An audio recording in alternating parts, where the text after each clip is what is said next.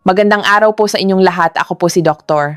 Althea Ramos. At ngayon ay tatalakayin natin ang paksang, ang koneksyon ng mataas na creatinine at hirap sa pagtulog at ang mga katutubong lunas gamit ang mga halamang gamot, mga ginoo at ginang. Naranasan nyo na po ba na pagkatapos ng inyong regular na check-up, habang hawak ang resulta ng inyong laboratory test, ay sinabi ng doktor ang isang pamilyar, ngunit nakakabahalang pangungusap? Medyo mataas po ang creatinine level ninyo. Sa sandaling iyon, marami sa inyo ang tumatango na lang, iniisip na marahil ay dahil lang ito sa pagtanda. O kaya na may dahil sa hindi naging maayos ang pagkain nitong mga nakaraang araw, at magiging maayos din ang lahat kapag nakapagpahinga na sa bahay. Ngunit pagsapit ng gabi, hindi kayo makatulog at palingalinga na lang sa kama. Kapag nakaidlip naman ng kaunti, agad ding nagigising. May mga gabi na kailangan pang bumangon ng 2 o 3 beses para umihi. Kinaumagahan, pagod na pagod ang katawan, mabigat ang ulo, at parang wala nang lakas na gawin ang anumang bagay tulad ng dati. Marami sa inyo ang nag-iisip na ang hirap sa pagtulog ay normal lang sa mga may edad, at ang mataas na creatinine ay saka na lang aalalahanin. Pero ang katotohanan po, ang mahinang kalidad ng tulog at mahinang bato, kidneys, ay madalas na magkasama. Tahimik nitong pinapahina ang inyong kalusugan araw-araw, nang hindi napapansin ng marami. Maaari ko po bang itanong sa inyo?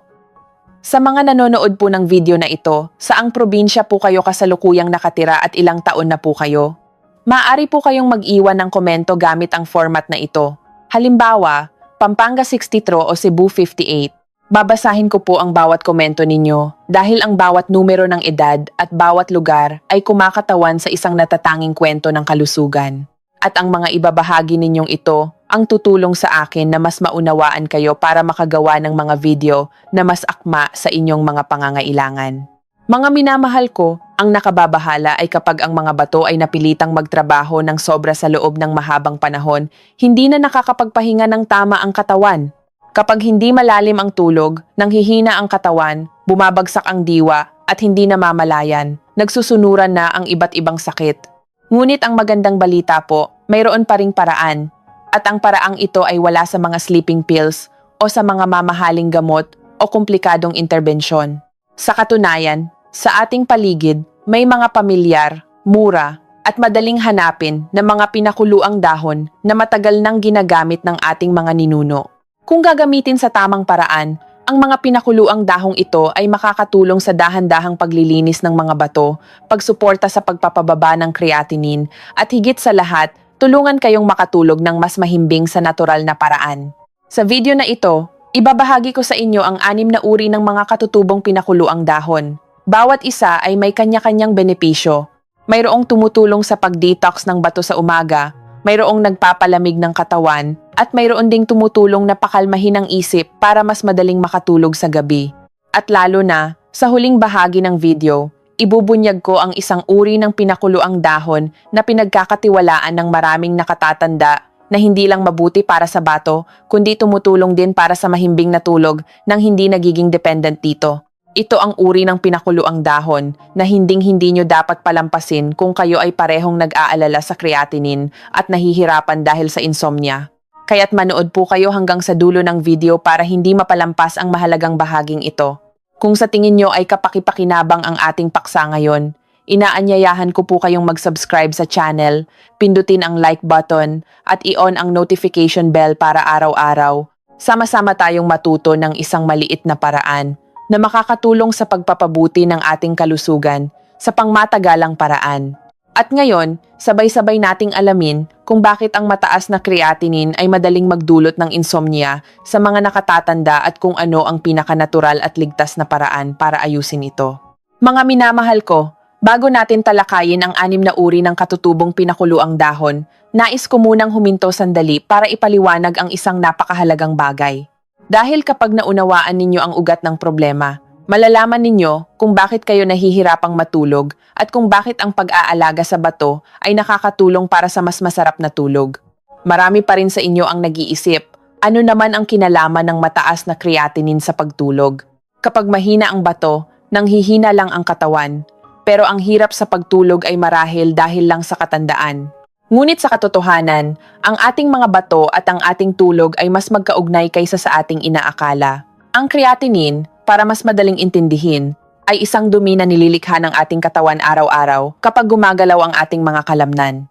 Sa normal na sitwasyon, ang mga bato ay nagsisilbing isang makinang pansala. Sinasala nito ang creatinine mula sa dugo at inilalabas sa pamamagitan ng pag-ihi. Kapag malusog ang mga bato, ang lahat ay nagaganap ng maayos. Mas malinis ang dugo, mas maginhawa ang pakiramdam ng katawan. At sa gabi, mas madali tayong nakakatulog ng mahimbing. Ngunit kapag humihina ang mga bato, ang makinang pansala na iyon ay nagsisimulang bumagal. Ang creatinine at iba pang dumi ay naiipon sa dugo, na nagdudulot sa katawan na palaging nasa isang estado ng banayad na pagkairita. At ang estado na iyon ang isa sa mga dahilan kung bakit kayo nahihirapang matulog, mababaw ang tulog, o nagigising sa kalagitnaan ng gabi. Pansinin niyo po, ang mga taong may medyo mataas na creatinine ay madalas nakakaranas ng mga sintomas tulad ng hindi mapakaling pagtulog sa gabi, madaling magising, at madalas na pag-ihi sa gabi. Mainit at balisa ang pakiramdam, at paggising sa umaga ay pagod kahit sapat ang oras ng tulog. Hindi po iyon nagkataon lamang.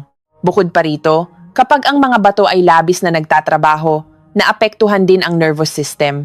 Ang katawan ay laging tila nakaalerto at hirap na mag-relax ng lubusan. At alam naman po ninyo, para makatulog ng mahimbing, kailangang ang katawan ay tunay na nakarelax. Tanungin ko po kayo, mayroon po ba dito na nakahiga na ng matagal sa kama pero dilat pa rin ang mga mata? O kapag nakaidlip ng kaunti ay nagigising na naman at kung ano-ano na ang iniisip? Kung mayroon po, pakiiwan lang ng salitang opo sa comment section para malaman ko na hindi po kayo nag-iisa. Isa pang dahilan ng pagtaas ng creatinine at mahinang kalidad ng tulog ay ang ating pang-araw-araw na pamumuhay. Masyadong maalat na pagkain, kakulangan sa pag-inom ng tubig, madalas na pag-inom ng pain relievers o matagal na stress. Ang mga bagay na ito na tila maliliit ay nagpapahirap sa ating mga bato buong araw. Kung sa umaga pa lang ay pagod na ang bato, paano pa ito makakapagpatuloy sa pagsala ng dugo at pag-alis ng dumi sa gabi para makatulog ng mahimbing ang katawan, di po ba? Ngunit mga minamahal, ang magandang balita ay may kakayahan ang ating katawan na ayusin ang sarili nito. Kailangan lang nating tulungan ang mga bato na makapagpahinga, suportahan ang proseso ng pag-aalis ng dumi sa isang banayad at natural na paraan, at ang creatinine ay maaaring unti-unting maging stable, mababawasan ang pag-ihi sa gabi, lalamig ang katawan, at ang tulog ay natural na magiging mas mahimbing nang hindi pinipilit. Ito po ang dahilan kung bakit ang ating mga ninuno ay gumamit ng mga katutubong pinakuluang dahon, hindi para sa mabilisang lunas, kundi para balansehin ang katawan, tulungan ang mga bato na gumaan ng trabaho, at dahil doon, ang tulog ay nagiging mas payapa. At ngayon, ibabahagi ko sa inyo ang unang uri ng pinakuluang dahon. Isang napakapamilyar na dahon, madaling hanapin, marami sa atin ang nakagamit na, ngunit iilan lang ang nakapansin na nakakatulong pala ito na pagaanin ang pasanin ng bato at magkaroon ng mas masarap na tulog. Pakisubaybayan po ng mabuti. At kung may makita kayong pinakuluang dahon na angkop para sa inyo, huwag kalimutang itala dahil baka isang maliit na pagbabago lang ay sapat na para tulungan kayong matulog ng mahimbing gabi-gabi. Unang tsaa, tubig mula sa dahon ng lanting, planta in leaf. Dahan-dahang naglilinis ng bato, binabawasan ang pag-ihi sa gabi, at tumutulong para sa natural na mahimbing na tulog. Mga minamahal, ang unang pinakuluang dahon na nais kong ibahagi ay isang napakapamilyar na halaman na kung minsan ay itinuturing nating damo lang at binabaliwala. Ito po ay ang dahon ng lanting. Sa ating mga probinsya, ang lanting ay karaniwang tumutubo sa gilid ng daan, sa mga pilapil at sa mga sulok ng hardin. Marami ang bumubunot lang nito. Ngunit iilan lang ang nakakaalam na ginamit na ito ng ating mga ninuno bilang isang mahalagang halamang gamot para palamigin ang katawan at pagaanin ang trabaho ng bato. Kaya bakit nga ba nakakatulong ang pinakuloang dahon ng lanting na pababain ang creatinine at magkaroon ng masarap na tulog? Una po sa lahat, ang dahon ng lanting ay may banayad at tuloy-tuloy na epektong diuretic, pampaihi, na tumutulong sa mga bato na ilabas ang mga dumi sa katawan sa umaga. Kapag ang mga dumi ay naalis ng maaga, hindi na kailangang magtrabaho ng sobra ang mga bato sa gabi.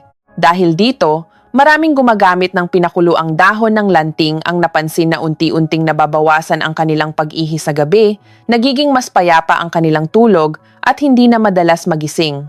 Isipin nyo na lang po ito para mas madaling maunawaan.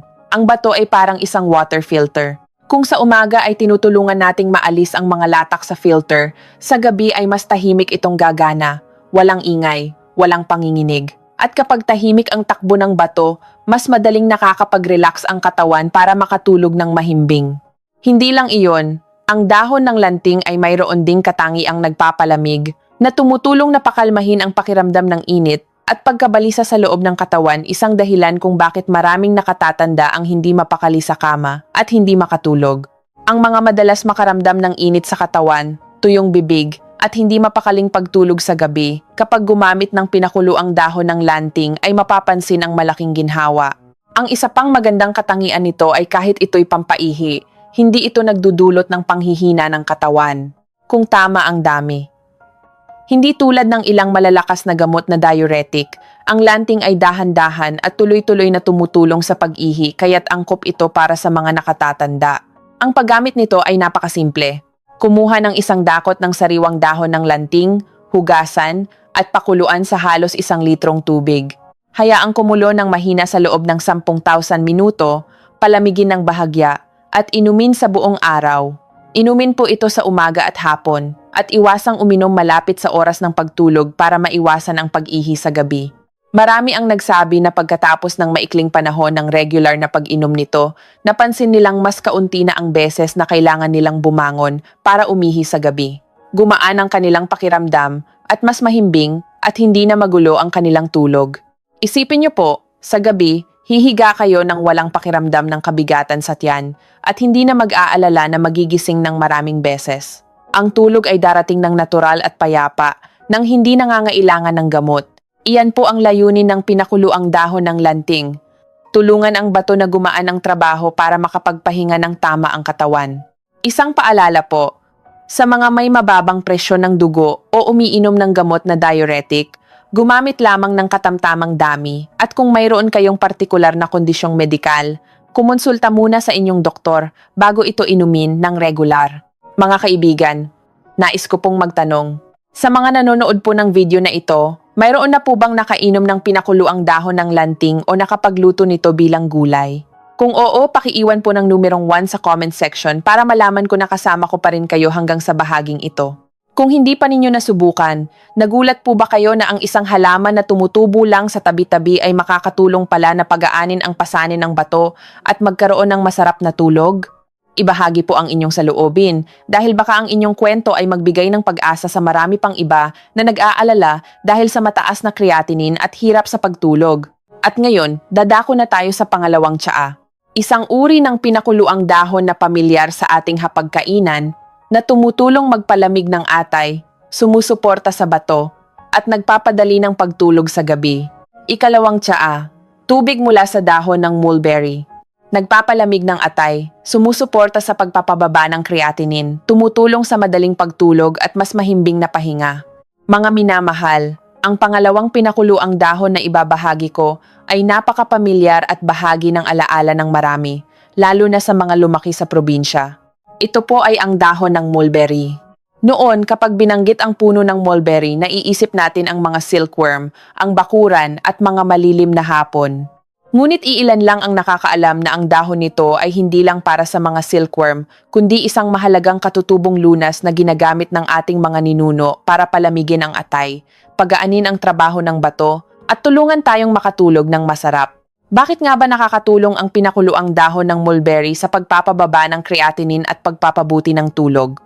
Una po, ang dahon ng mulberry ay may kakayahang palamigin ang atay at linisin ang dugo. Kapag ang atay at bato ay labis na nagtatrabaho, ang katawan ay madalas na nakakaramdam ng init at pagkabalisa, lalo na sa gabi. Ito ang dahilan kung bakit marami ang nahihirapang makatulog, mababaw ang tulog, at madaling magising. Kapag regular na umiinom ng pinakuluang dahon ng mulberry, lumalamig ang katawan mula sa loob, nababawasan ang init sa atay, bumubuti ang sirkulasyon ng dugo, at nababawasan din ang bigat sa trabaho ng bato. Kapag gumaan ang pasanin ng bato, mas nagiging maayos ang pag-aalis ng creatinine at dahil doon, mas madaling nakakapag-relax ang katawan para sa isang mahimbing na tulog. Isipin niyo po ito, kung ang katawan sa umaga ay parang isang bahay na patuloy na iniinitan, sa gabi ay mahirap na itong palamigin. Ang pinakuluang dahon ng mulberry ay parang malamig na tubig na dumidilig mula sa loob, na tumutulong na pawiin ang nakatagong init para sa gabi, mas maging payapa ang katawan at mas madali ang pagtulog. Ang isa pang mahalagang benepisyo ng dahon ng mulberry ay ang kakayahan nitong suportahan ang pagpapanatili ng normal na blood sugar at cholesterol. Alam naman po ninyo, ang mga may mataas na blood sugar o cholesterol ay madalas hindi mahimbing ang tulog, madaling magising, at mabigat ang katawan. Kapag ang mga numerong ito ay mas na-regulate, hindi na kailangang magtrabaho ng sobra ang mga bato. Dahil dito, ang creatinine ay nagkakaroon ng tendensiyang maging stable. Hindi lang para sa bato, ang pinakuluang dahon ng mulberry ay tumutulong din na pakalmahin ang nerves, bawasan ang pakiramdam ng pagkabalisa at banayad na pag-aalala, mga bagay na madalas maranasan ng mga nakatatanda sa gabi. Marami ang nagsasabi na pagkatapos ng ilang panahon ng pag-inom nito, mas madali silang antukin sa gabi at hindi na kung ano-ano ang iniisip ng matagal. Ang paggamit nito ay napakasimple lang.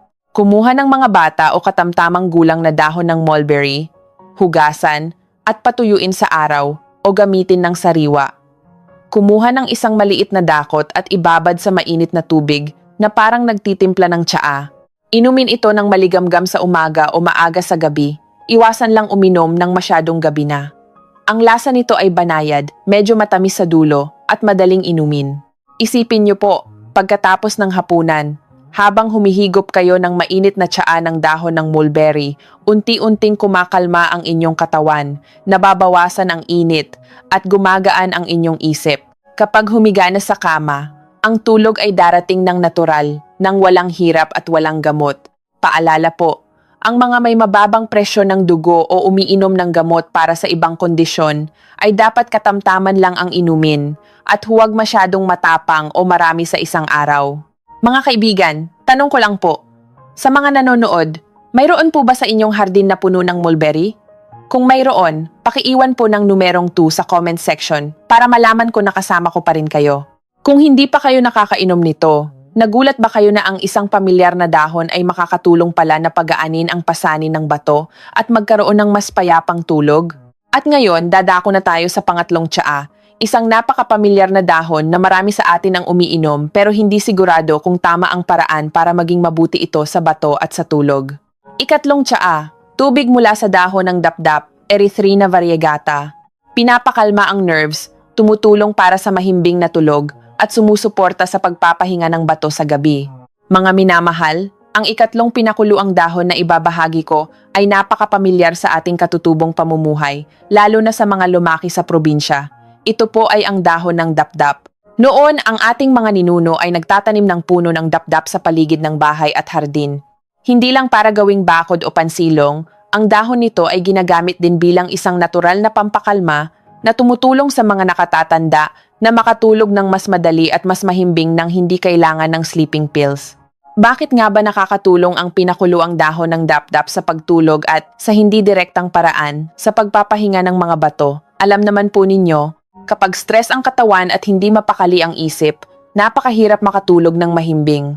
At kapag hindi mahimbing ang tulog, hindi nakakabawi ng husto ang katawan at ang mga bato ay patuloy na nagtatrabaho sa isang pagod na estado na nagiging dahilan para hindi maging epektibo ang pag-alis ng creatinine. Ang dahon ng dapdap ay may epekto na pakalmahin ang nervous system na tumutulong sa katawan na mag-relax sa natural na paraan. Kapag kalmado na ang nerves, bumabagal ang tibok ng puso, nagiging regular ang paghinga, at doon lang tunay na handa ang katawan para sa isang mahimbing na tulog. Isipin niyo po ito, sa umaga, ang bato ay parang isang manggagawa na pagod na sa trabaho. Kung sa gabi ay stress pa rin ang isip at hindi mapakali, hindi makakapagpahinga ng tama ang manggagawang iyon. Ang pinakuluang dahon ng dapdap ay parang isang banayad na paalala sa katawan na i-off muna ang ilang switch para makapagpahinga ang mga bato. Hindi lang para sa masarap na tulog, ang dahon ng dapdap ay nakakatulong din na bawasan ang kaba at pagkabalisa. Ito ay angkop para sa mga taong kapag humihiga ay kung ano-ano na ang iniisip, madaling magulat habang natutulog, mababaw ang tulog, at maraming panaginip. Kapag bumuti ang kalidad ng tulog, mapapansin ninyo na mas magaan ang katawan at mas alerto ang isip sa umaga. At ito mismo ang tumutulong sa katawan na i-regulate ang mga panloob na function kasama na ang pagsasala ng mga bato. Ang paggamit nito ay napakasimple. Kumuha ng mga 10,015 sariwang dahon ng dap-dap, hugasan, at pakuluan sa 1,001.5 litrong tubig ng mahina sa loob ng 10 minuto. Palamigin ng bahagya at inumin sa gabi, mga 2 oras bago matulog. Ang lasa nito ay medyo mapait, ngunit kapag nasanay na ay magiging maginhawa sa pakiramdam. Maaari kayong uminom nito 2 hanggang 3 beses sa isang linggo, hindi kailangang araw-araw. Isipin nyo, sa gabi, pagkatapos ng isang mahabang araw, iinom kayo ng 1 tasang maligamgam na pinakuluang dahon ng dap-dap. Unti-unting kumakalma ang inyong katawan, gumagaan ang isip, at nawawala ang pagkabalisa. Kapag humiga na sa kama, ang tulog ay darating ng payapa at mahimbing, nang walang gaanong istorbo sa gabi. Mahalagang paalala po, huwag gumamit ng sobrang dami o uminom ng masyadong matapang na dap-dap. Sa mga may mababang presyon ng dugo at madalas makaramdam ng pagod, katamtamang dami lang ang inumin. Ang mga buntis o umiinom ng gamot pampakalma ay dapat kumonsulta muna sa doktor. Mga kaibigan, tanong ko lang po.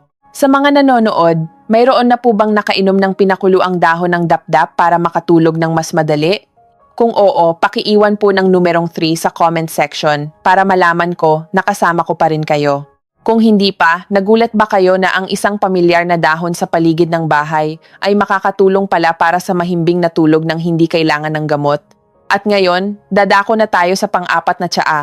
Isang uri na tumutulong sa bato na ilabas ang mga latak sa umaga. Para sa gabi ay mas payapa ang tulog at hindi na kailangang magising para umihi. Ika-4 na tsaa. Tubig mula sa buhok ng mais. Pampaihi sa umaga, tumutulong sa bato na dahan-dahang ilabas ang mga latak para sa payapang tulog sa gabi na may kaunting paggising. Mga minamahal, ang ika-4 na pinakuluang halaman na ibabahagi ko ay isang bagay na napakapamilyar na kung minsan ay itinatapon lang natin tuwing nagbabalat ng mais. Ito po ay ang buhok ng mais.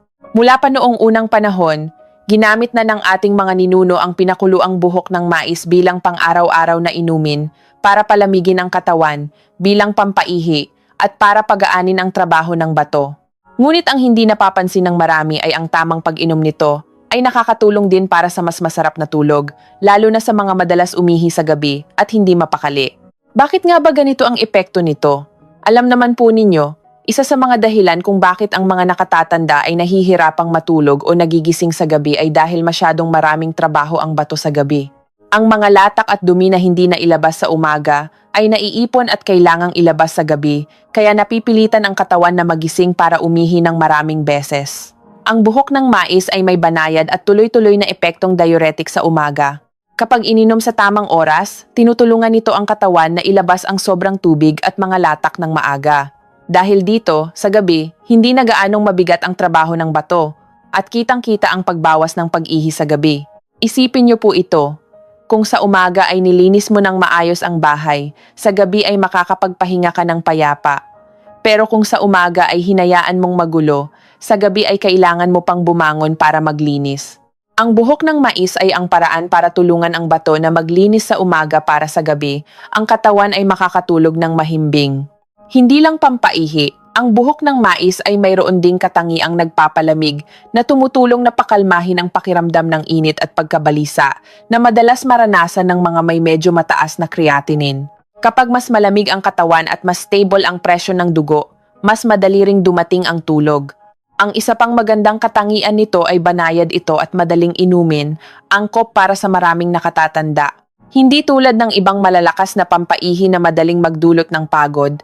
Ang buhok ng mais ay dahan-dahan at tuloy-tuloy na tumutulong, kaya hindi nabibigla ang bato at hindi rin nanghihina ang katawan. Ang paggamit nito ay napakasimple. Kumuha ng isang dakot ng sariwa o tuyong buhok ng mais, hugasan, at pakuluan sa halos 1 litrong tubig nang mahina sa loob ng 10-15 minuto. Palamigin ng bahagya at inumin sa buong araw. Inumin po ito mula umaga hanggang hapon at iwasan uminom pagkatapos ng 6 ng gabi para maiwasan ang pag-ihi sa gabi. Marami ang nagsabi na pagkatapos ng regular na pag-inom nito, mas naging maginhawa ang kanilang pag-ihi sa umaga, mas kaunti na ang paggising sa gabi, at mas tuloy-tuloy na ang kanilang tulog. Isipin nyo, isang gabi, hihiga kayo sa kama nang hindi na nag-aalala na baka kailanganing bumangon para umihi. Ang tulog ay darating ng natural at mas mahimbing, at sa umaga, magaan ang pakiramdam. Iyan po ang benepisyo na dala ng buhok ng mais kapag ginamit ng tama. Paalala po, huwag uminom ng masyadong matapang o sobrang dami nito sa isang araw. Ang mga may mababang presyo ng dugo ay dapat katamtaman lang ang inumin. Kung may malubhang sakit sa bato o umiinom ng gamot na diuretic, kumonsulta muna sa doktor bago ito inumin ng regular. Mga kaibigan, tanong ko lang po, sa mga nanonood, mayroon po ba sa inyo na madalas maglaga ng buhok ng mais para inumin?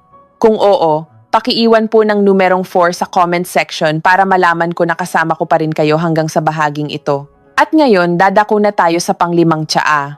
Isang uri na tumutulong sa katawan na mag-relax, stabilize ang presyon ng dugo, at suportahan ang mas mahimbing na tulog sa gabi na angkop para sa mga nakatatandang madalas makaramdam ng pagkabalisa bago matulog. Ikalimang tsaa. Tubig mula sa dahon ng passion flower. Natural na pampakalma, tumutulong para sa mahimbing na tulog, sumusuporta sa pag-relax ng katawan at pagpapahinga ng bato. Mga minamahal, ang ikalimang pinakuluang dahon na ibabahagi ko ay isang katutubong halaman na pamilyar ngunit madalas na binabalewala. Ito po ay ang dahon ng passion flower.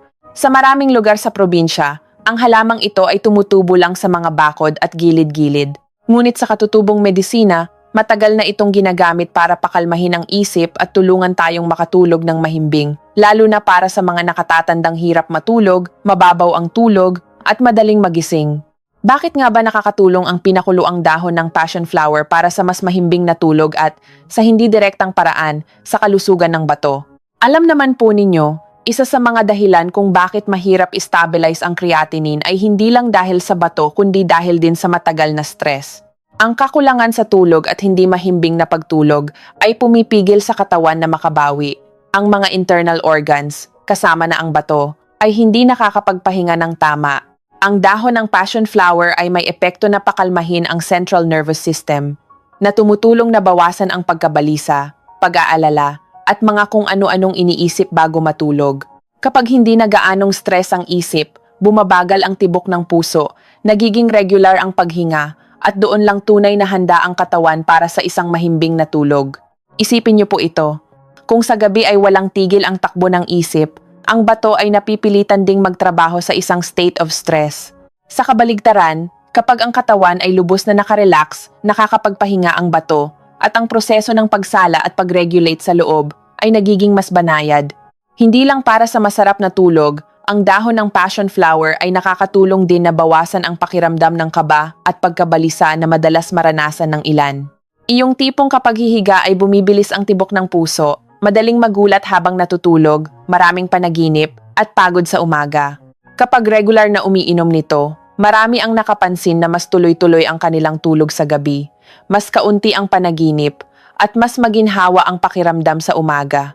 At kapag bumuti ang kalidad ng tulog, mas nagiging maayos ang pag-regulate ng katawan sa mga internal functions, kasama na ang pag-aalis ng dumi ng mga bato. Ang paggamit nito ay napakasimple. Kumuha ng isang dakot ng sariwa o tuyong dahon ng passion flower, hugasan, at pakuluan sa 1001. 5 litrong tubig ng mahina sa loob ng 10 minuto. Palamigin ng bahagya, inumin sa gabi, mga 1,002 oras bago matulog. Ang lasa nito ay medyo mapait, ngunit kapag nasanay na ay magiging maginhawa sa pakiramdam at hindi nagdudulot ng bigat sa ulo tulad ng sleeping pills. Isipin nyo, sa gabi, pagkatapos maligo, iinom kayo ng isang tasang maligamgam na pinakuluang dahon ng passion flower. Unti-unting kumakalma ang katawan, nababawasan ang mga iniisip. Paghiga sa kama, ang tulog ay darating ng natural, mahimbing, at payapa. Paalala po, huwag uminom ng masyadong matapang o araw-araw sa loob ng mahabang panahon. 2 hanggang 3 beses sa isang linggo ay sapat na. Ang mga umiinom ng gamot pampakalma o may partikular na kondisyon ay dapat kumonsulta muna sa doktor. Mga kaibigan, tanong ko lang po. Sa mga nanonood, mayroon na po bang nakainom ng pinakuluang dahon ng passion flower para makatulog ng mas madali? Kung oo, pakiiwan po ng numerong 5 sa comment section para malaman ko na kasama ko pa rin kayo. At ngayon, dadako na tayo sa pang-anim na tsaa. Ang uri ng tsaa na itinuturing na pinakamahalaga, na parehong tumutulong sa dahan-dahang paglilinis ng bato at sumusuporta sa mahimbing na tulog na matagal nang ginagamit ng maraming nakatatanda. Ika-6 na tsaa, Tubig mula sa dahon ng lotus. Natural na pampakalma, nagpapalamig ng katawan, sumusuporta sa dahan-dahang paglilinis ng bato at sa mahimbing na tulog. Mga minamahal, dumating na po tayo sa ika-6 na tsaa. Ang pinakamahalagang uri na ipinangako ko sa inyo mula sa simula ng video. Ito ay isang uri ng pinakuluang dahon na matagal nang ginagamit ng maraming nakatatanda. Hindi ito magarbo, ngunit nagbibigay ng pangmatagalang epekto para sa tulog at kalusugan ng bato. Ito po ay ang pinakuluang dahon ng lotus. Kapag nabanggit ang dahon ng lotus, marahil ang maiisip ninyo ay kapayapaan at kalamigan na nauugnay sa mga lawa at tahimik na mga hapon. Ngunit iilan lang ang nakakaalam na matagal na itong ginagamit sa katutubong medisina bilang isang banayad na pampakalma, na tumutulong na pakalmahin ang nerves, bawasan ang init sa katawan, at tulungan ang katawan na ilabas ang mga sobrang dumi. Bakit nga ba ito itinuturing na tagapagligtas para sa mga nag-aalala sa creatinine at nahihirapan dahil sa insomnia? Una po, ang dahon ng lotus ay may epekto na palamigin ang katawan at stabilize ang panloob na estado nito. Maraming nakatatanda na may medyo mataas na creatinine ang madalas ding nakakaramdam ng init sa loob, pagkabalisa, mabilis na tibok ng puso at hindi mapakaling isip. Ang estado na ito ang dahilan kung bakit napakahirap makatulog ng mahimbing sa gabi, madalas managinip at madaling magising. Kapag umiinom ng pinakuluang dahon ng lotus sa tamang paraan, kumakalma ang katawan mula sa loob, bumabagal ang tibok ng puso at nagiging regular ang paghinga. Kapag ang nerves ay nakarelax, ang tulog ay darating ng natural, nang hindi pinipilit, at hindi kailangan ng sleeping pills. Isipin niyo po ito. Kung ang katawan ay isang lawa na patuloy na hinahanginan, mahirap itong maging kalmado. Ang pinakuluang dahon ng lotus ay parang isang banayad na hangin na nagpapakalma sa ibabaw ng lawa para maging payapa ang lahat. Kapag payapa ang katawan, nakakapagpahinga rin ang mga bato. At ang proseso ng pagsala at pag-regulate sa loob ay nagiging mas banayad. Ang isa pang napakahalagang punto ay sinusuportahan ng dahon ng lotus ang pag-regulate ng metabolismo ng taba at tubig sa katawan. Kapag ang sobrang tubig at mga latak ay nailabas ng maayos, nababawasan ang bigat sa trabaho ng bato at dahil dito, ang creatinine ay nagkakaroon ng pagkakataong maging stable. Hindi ito mabilis na pagbaba, kundi isang pangmatagalang pag-stabilize. Marami ang nagsabi na pagkatapos ng regular na pag-inom nito, mas madali silang antukin sa gabi. Mas tuloy-tuloy at hindi na madalas magising. Sa umaga, magaan ang ulo, maginhawa ang katawan, at kitang-kita ang pagbawas ng pakiramdam ng init at pagkabalisa. Ang paggamit nito ay napakasimple. Gumamit ng sariwa o tuyong dahon ng lotus. Kumuha ng kalahating tuyong dahon o isang piraso ng sariwang dahon, hugasan, at pakuluan sa 1,001.5 litrong tubig. Hayaang kumulo ng mahina sa loob ng 10 minuto. Palamigin ng bahagya at inumin sa hapon o maaga sa gabi, iwasan lang uminom ng masyadong gabi na. Ang lasa nito ay banayad, medyo may pait, ngunit kapag nasanay na ay napakasarap sa pakiramdam. Maaari kayong uminom nito 2 o 3 beses sa isang linggo, hindi kailangang araw-araw. Isipin nyo, isang tahimik na gabi, pagkatapos ng hapunan, humihigop kayo ng maligamgam na pinakuluang dahon ng lotus. Unti-unting kumakalma ang katawan, nababawasan ang mga alalahanin. Paghiga sa kama, ang tulog ay darating ng payapa, mahimbing at tuloy-tuloy. Iyan po ang layunin ng dahon ng lotus. Tulungan ang katawan na magpahinga ng lubusan para unti-unting makabawi ang mga bato. Paalala po, ang mga may mababang presyo ng dugo ay dapat katamtaman lang ang inumin. Huwag uminom ng masyadong matapang o marami nito sa isang araw. Kung umiinom ng gamot para sa ibang kondisyon, kumonsulta muna sa doktor bago ito inumin ng pangmatagalan. Mga kaibigan, tanong ko lang po, sa 6 na uri ng pinakuluang dahon na tinalakay natin, alin po ang pinakagusto ninyong subukan? Kung ito ay ang pinakuluang dahon ng lotus, pakiiwan po ng numerong 6 sa comment section para malaman ko na sinubaybayan ninyo ang pinakamahalagang bahagi ng video. At ngayon, ibuod ko ang 6 na uri ng pinakuluang dahon at ibabahagi kung paano ito gamitin ng salitan para maging mabuti sa bato, makatulong sa mahimbing na tulog, at hindi maging dependent dito. Mga minamahal ko, natapos na natin ang isang napakahalagang paglalakbay ngayon, hindi lang tungkol sa creatinine kundi pati na rin sa tulog, kalusugan, at kapayapaan sa ating pagtanda. Tinalakay natin ang 6 na uri ng katutubong pinakuluang dahon. Bawat isa ay may iba't ibang papel, ngunit lahat ay may iisang layunin. tulungan ang bato na gumaan ang pasanin at tulungan kayong makatulog ng mahimbing sa natural na paraan. Uulitin ko po ng maikli para madali ninyong matandaan. Dahon ng lanting. Tumutulong sa bato na ilabas ang latak sa umaga, binabawasan ang pag-ihi sa gabi. 2. Dahon ng mulberry. Nagpapalamig ng atay, binabawasan ang init sa katawan, at nagpapadali ng pagtulog. 3. Dahon ng dapdap. Pinapakalma ang nerves, binabawasan ang pagkabalisa, para sa mas mahimbing na tulog. 4. Buhok ng mais. Pampaihi sa umaga para sa gabi, hindi na kailangang magising ng maraming beses. Dahon ng passion flower. Natural na pampakalma, binabawasan ang pag-aalala bago matulog. Number 6. Dahon ng lotus. Nagpapalamig ng katawan, nagpapatatag sa loob, para sa mahimbing na tulog at pangmatagalang pagbawi ng bato.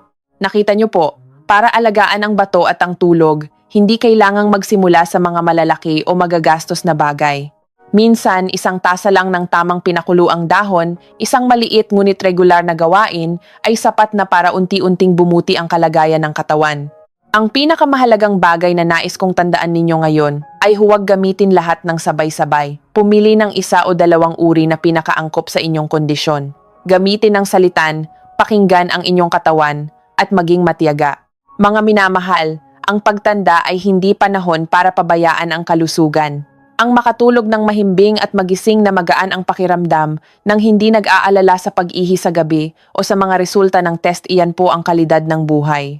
Ngayon, nais ko kayong tanungin. Sa 6 na uri ng pinakuluang dahon ngayon, alin po ang gusto ninyong subukan? Pakiiwan po ng kaukulang numero mula 1 hanggang 6 sa comment section. Ang inyong mga ibabahagi ay hindi lang para malaman ko na kasama ko kayo, kundi maaari ring maging inspirasyon at pag-asa para sa marami pang iba na nag-aalala dahil sa mataas na creatinine at hirap sa pagtulog, tulad ninyo. Kung sa tingin nyo ay nakatulong ang video na ito, pakipindot po ang like, mag-subscribe sa channel at i-on ang notification bell. Araw-araw, sama-sama tayong matuto ng isang maliit na paraan para ang ating pagtanda ay maging mas payapa, mas malusog at mas may kontrol tayo sa ating kalusugan. Naway palagi kayong malusog, magaan ang pasanin ng inyong mga bato, mahimbing ang inyong tulog, at payapa ang inyong buhay kasama ang inyong pamilya. Hanggang sa muli sa ating mga susunod na video.